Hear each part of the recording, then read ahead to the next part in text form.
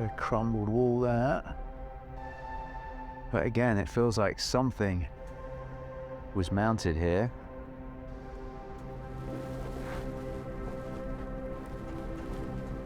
Bit of pipe work down here.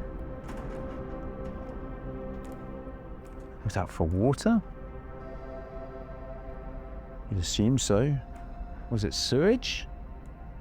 I don't know how well catered for an outpost bunker like this would have been. Huh. So there's holes that go right through this into the adjacent room. It does make me wonder what all these rooms are for. There's a good half a dozen or more down here.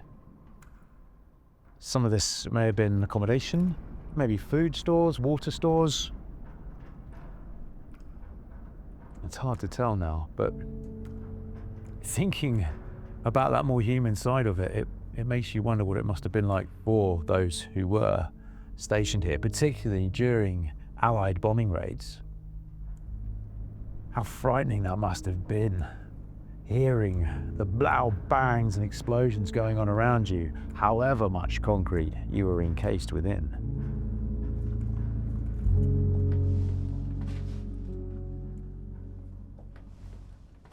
And finally, at the end of the corridor, there's daylight.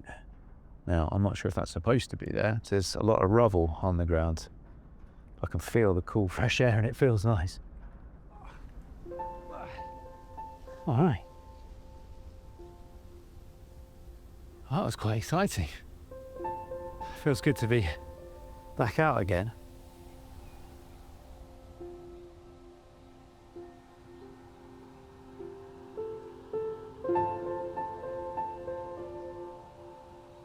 Physically, there is so much more to Batterie Todt than meets the eye on the surface. But it's very difficult to stand here and admire this feat of engineering, as with many of the fortifications along the Atlantic Wall, because of the morally haunting manner in which they were built. The construction of the Atlantic Wall defences was overseen by Hitler's so-called greatest construction organisation of all time. During the war, the organisation Todt exploited millions of slave labourers from countries under Nazi rule.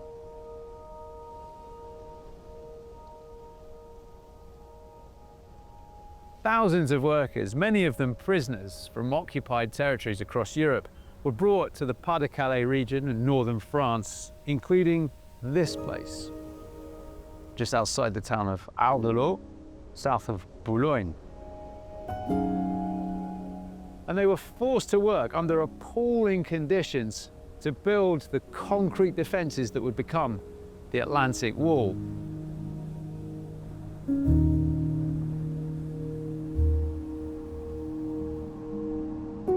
And you can see the crumbling remains of those defences around me here now, left to decay over time, littering this landscape.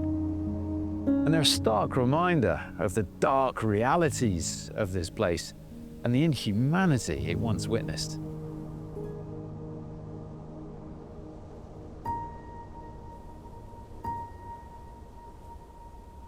To transport all the materials and tools and personnel needed to build these defences, the Nazis needed some kind of access here into the Ickel sand dunes, and so they built a road.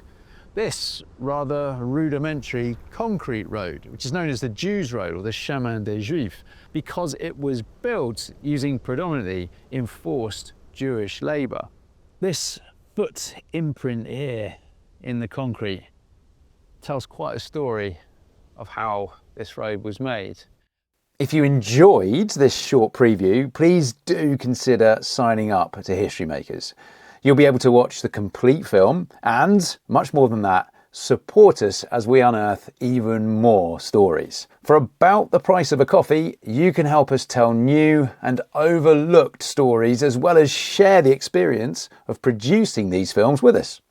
So, check us out at history-makers.com. Thank you.